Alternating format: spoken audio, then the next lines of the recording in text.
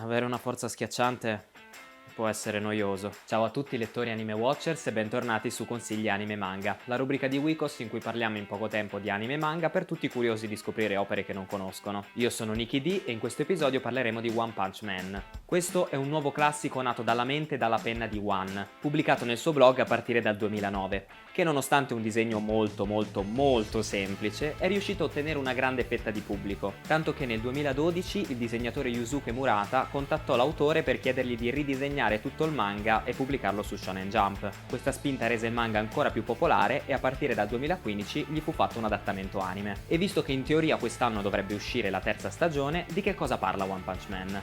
Il mondo in cui ci troviamo è pieno di mostri, calamità di diversa pericolosità che terrorizzano la vita delle persone comuni. Saitama, il nostro protagonista, ha sempre sognato di diventare un supereroe talmente potente da poter concludere qualsiasi scontro con un solo pugno, e decide di mollare il lavoro d'ufficio per allenarsi strenuamente allo scopo di realizzare questo sogno. Purtroppo gli succede la cosa peggiore che potesse immaginare.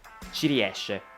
E ci riesce talmente bene che ogni sua azione eroica è talmente immediata da diventare subito noiosa e deprimente. E magari anche per il pubblico risulterebbe noioso, ma non lasciatevi ingannare. Certo, ogni qualvolta che Saitama combatterà non avremo alcun dubbio che possa vincere o meno.